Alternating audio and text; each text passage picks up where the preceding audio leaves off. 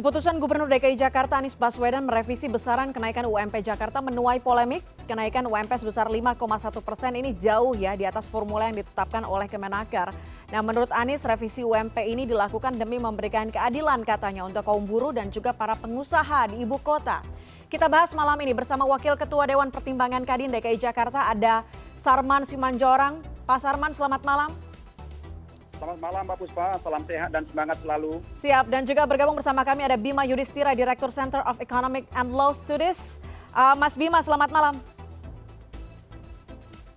Halo Mas Bima, selamat malam.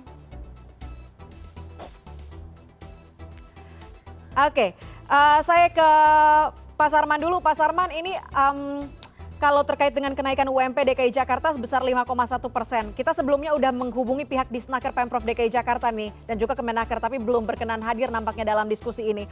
Kalau sebelumnya dengan Kadin, ada diskusi tidak sih dengan Pemprov DKI Jakarta, Pak Sarman? Ya, sebenarnya kan dalam pemutusan kenaikan UMP ini, pertama kan sudah ada formulanya, yaitu formula yang telah ditetapkan pada PP nomor 36 tahun 2021 yang merupakan turunan daripada Undang-Undang Cipta Kerja. Nah, proses penetapan besaran UMP itu adalah merupakan kesepakatan yang telah diambil di Dewan Pengupahan, di mana Dewan Pengupahan itu di sana ada unsur pekerja, ada unsur pengusaha, dan ada unsur pemerintah. Nah, kalau kita lihat dari formula yang telah ditetapkan oleh Pak Gubernur sebelumnya, yaitu naik sekitar 0,85%, itu sebenarnya itu sudah sesuai dengan PP nomor 36 tahun 2021. Nah, dan itulah sebenarnya regulasi yang sudah disahkan oleh pemerintah. Tapi memang kami tiba-tiba juga kaget ya, karena ada pemberitaan bahwa pemerintah DKI Jakarta merevisi daripada UMP DKI Jakarta tahun 2002 itu, artinya ya, dengan yang tadinya pihak 0,85% menjadi 5,1%. Artinya dengan pihak teman-teman pengusaha tidak ada komunikasi, tidak ada diskusi begitu ya Pak Sarman? Nah, jadi sebenarnya kalau yang awal itu sudah ada, yang pertama kali sudah ada dan itu sudah direkomendasikan oleh Dewan Pengupahan. Nah, kemudian yang kedua ini, nah tentu memang kita ingin tanya juga ke Dewan Pengupahan DKI Jakarta, apakah memang ini sudah dibahas atau ditetapkan di sidang pengupahan dan direkomendasikan kepada gubernur atau belum? Itu satu. Yang kedua adalah, ya kami sebenarnya ingin bertanya juga bahwa Pak Gubernur ketika memutuskan kenaikan UMP 0,85% itu ternyata kan mendapat protes dan demonstrasi besaran dari teman-teman serikat pekerja, sehingga Pak Gubernur itu mengirimkan surat kepada Menteri Tenaga Kerja untuk meminta supaya formula di DKI Jakarta itu tidak disamakan dengan daerah yang lain. Nah, yang kami bertanya adalah apakah surat Gubernur tersebut sudah dibalas oleh Ibu Menteri Tenaga Kerja sehingga ada peluang untuk melakukan revisi terhadap UMP yang telah ditetapkan itu. Nah, ini yang menjadi pertanyaan besar kami gitu loh. Dalam hal ini kami saat ini sedang menunggu ini respon daripada Menteri Tenaga Kerja supaya segera ini diberikan klarifikasi, karena Kementerian Tenaga Kerja lah yang memiliki kewenangan untuk meluruskan berbagai regulasi dan aturan berkaitan dengan ketenagakerjaan, juga termasuk masalah UMP ini. Oke, saya ke Mas Bima. Mas Bima sudah terhubung, bisa mendengar suara saya? Oke, Mas Bima, kalau melihat revisi UMP ini naiknya cukup jauh begitu ya, dari 0,86 jadi 5,1%. Kalau ngelihatnya dari proyeksi pertumbuhan ekonomi Indonesia, pandemi, kemudian 2022, kebijakan Gubernur Anies Baswedan ini sudah tepat belum tadi di sisi buruh dan juga pengusaha? Iya, saya pertama nggak akan membahasnya dari segi regulasi ya, karena itu tadi masalah komunikasi memang agak kacau sebenarnya antara Kementerian Tenaga Kerja dengan Gubernur DKI Jakarta gitu ya. Termasuk juga terkait dengan apakah PP 36 itu sah atau tidak ya. Cuman kalau kita melihat salah satu pertimbangannya kan terkait dengan inflasi. Ini semua yang dikhawatirkan 2022 itu inflasinya jauh lebih tinggi dibandingkan 2021. Sehingga kalau kenaikannya kecil ya, itu dikhawatirkan akan menggerus daya beli khususnya para pekerja yang rentan. Nah, jadi dalam pertimbangan pertama adalah melihat inflasi. Inflasi bisa berapa di 2022? Nah, inflasi di 2022 itu bisa mencapai 4-5%. Apa pertimbangannya? Pemerintah sudah mulai melakukan rencana pencabutan premium, penghapusan premium. Kemudian ada kebijakan pajak itu juga dinaikkan PPN-nya dari 10 menjadi 11%. Belum rencana kemarin kenaikan tarif listrik untuk non-subsidi. Nah, ini yang perlu dipahami sebenarnya kenapa kemudian beberapa kepala daerah ya, kita nggak tahu selain dari Pak Anies ada kepala daerah lainnya yang menyusul atau tidak. Tapi yang jelas pertimbangan yang paling utama adalah jangan sampai kenaikan upah secara nominal itu lebih rendah dibandingkan inflasi. Karena itu nanti bisa memperlambat juga proses pemulihan ekonomi. Oke, Pak Sarman tadi kalau melihat Gubernur Anies menyatakan 5,1% gitu, katanya kata beliau katanya sudah terjangkau, masih terjangkau untuk kalangan pengusaha. Saya koreksi. Nah, ada implikasi nggak sih mungkin dari kenaikan ini bagi pengusaha, bagi dunia usaha dan juga perdagangan? Ya, itu sudah pasti ya. Sekarang nggak begini, kita lihat bahwa Jakarta adalah salah satu provinsi sebagai kota jasa yang paling terkena imbas daripada COVID-19.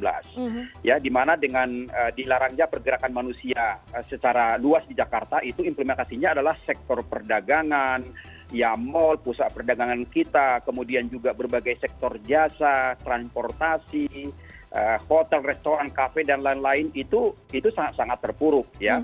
Saya akui mungkin beberapa sektor tertentu itu mampu, tapi kalau kami melihat dominan itu tidak mampu dalam hal ini, apalagi dengan kenaikan 5,1% itu. Nah, jadi dalam hal ini kalau ditanya implikasinya itu sangat besar sekali gitu loh. Dan kami sangat berharap supaya pemerintah dalam hal ini Kementerian Kerja harus segera meluruskan ini dan menyelesaikan ini, karena dampaknya nanti pertama misalnya iuran BPJS itu ketenagakerjaan dan kesehatan mau diambil yang mana? Apakah pakai yang 5,1, apakah yang 0,55%? Ini kan implikasinya cukup panjang sekali. Nah, yang kedua adalah kita tahu cash flow pengusaha juga sampai saat ini juga masih belum kuat. Kan beberapa sektor tertentu kan baru 2 bulan ini mereka baru bisa bergairah kembali. Ya, hampir boleh dikatakan hampir ini kan stagnan karena PPKM darurat dan PPKM level yang ditetapkan oleh pemerintah. Banyak usaha-usaha sektor jasa yang baru 2 bulan ini mereka akan bangkit. Bahkan sektor pariwisata walaupun sudah 6 bulan ini juga masih buka, kita lihat sendiri juga masih belum maksimal. Jadi artinya memang cash flow pengusaha saat ini juga masih belum kuat gitu loh. Apalagi dengan kenaikan UMP 5,1%, ini akan menjadi beban yang amat berat bagi pengusaha. Nah, di sini kami sangat berharap agar pemerintah ya duduk bersama segera menyelesaikan hal ini ya, apalagi nanti ada rencana mau digugat lah misalnya, ini makin kita tidak produktif, sedangkan di mata kita banyak tantangan kita bagaimana memulihkan ekonomi, bagaimana kita menjaga COVID-19 ini. Nah, mendingan hal seperti itu kita semakin produktif kita lakukan daripada harus juga menggugat. Pemerintah lah di sini harus hadir segera meluruskan ini. Ya, kalau memang tidak sesuai dengan ketentuan, apa solusinya? Kalau memang dipaksakan, apa solusinya? Bagi yang mampu mungkin iya, tapi kalau tidak mampu, apa solusinya? Ini kan harus ada juga gitu, Mbak. Oke. Mas Bima, kalau di tahun-tahun sebelum pandemi UMP DKI angkanya pernah 8,6% begitu. Nah, kalau sekarang 5,1%, kemungkinan di tahun 2022 dengan kegiatan yang sudah dilakukan sekarang begitu ya, dan nanti juga ada kegiatan internasional yang akan diselenggarakan di Indonesia, termasuk juga mungkin ada di Jakarta, akan meningkat tidak sih? Apa yang meningkat? UMP. Pemulihan ekonominya? Iya, pertumbuhan ekonominya. Oke, jadi begini, memang ada 2 persepsi ya. Jadi persepsi pertama itu, kalau upah minimum kenaikannya terlalu tinggi, maka itu akan meningkatkan pengangguran. Kesempatan kerjanya jadi menurun. Ada satu yang beropini seperti itu. Tapi ada lagi yang kemudian juga ketika upah minimum itu kan tujuannya untuk melindungi pekerja yang rentan atau pekerja yang baru masuk di pasar tenaga kerja. Jadi kalau dia dinaikkan, itu nanti yang untung pengusaha. Nah, ini kejadian di banyak negara, salah satu yang terakhir itu ditemukan di Amerika Serikat, studinya David Katz, bahwa ketika upah minimum naik itu nanti siklus pemulihan ekonominya jauh lebih cepat. Nah, ini mungkin yang jadi pegangan Pak Anies Baswedan gitu, Pak Sarman ya. Jadi mungkin ini yang pada waktu rapat-rapat dengan pengusaha, logika ini mungkin yang belum disampaikan. Nah, tapi benar, saya mendukung Pak Sarman untuk bukan mempertanyakan kenaikannya saja. Tapi yang lebih penting itu adalah sekarang insentif buat pengusaha apa? Oke. Apakah insentif selama masa pandemi itu ingin dilanjutkan? Nah, Contohnya kan banyak pengusaha yang meminta melanjutkan PPNBM 0%, kemudian juga properti PPN-nya dilanjutkan insentifnya. Nah mungkin itu juga sehingga ada kejelasan. Karena kalau sekarang hanya terlihat bahwa Gubernur Anies Baswedan takut karena di demo oleh serikat buruh, maka itu landasan logik ekonominya juga lemah. Nah ini saya kira hubungan tripartitnya untuk DKI Jakarta jadi agak unik gitu ya. Mungkin perlu klarifikasi juga dari Gubernur DKI Jakarta, kenapa tiba-tiba mengambil diskresi yang terlalu mendadak saya kira. Terlalu mendadak, oke. Bahkan belum sempat ada konfirmasi begitu ya dari pihak Kemenaker mengenai hal ini. Tapi Pak Sarman, kalau melihat kenaikan UMP ini sebenarnya berlaku juga untuk pekerja baru yang masa kerjanya kurang dari 1 tahun. Nah kalau mengacu pada hal ini, sebenarnya sejauh mana dampak revisi besaran kenaikan UMP dengan pembukaan lapangan kerja? Jadi sebenarnya begini, jadi kita juga harus informasikan kembali bahwa UMP ini memang merupakan jaring pengaman sosial. UMP ini diperuntukkan bagi orang yang baru pertama kali kerja, nol pengalaman dan masih bujangan. Jadi sebenarnya ya yang demo-demo sebenarnya adalah yang pengangguran gitu, karena UMP ini berlaku untuk mereka, bukan orang-orang yang sudah bekerja. Nah itu. Nah kemudian sampaikan oleh Mas Bima tadi memang betul.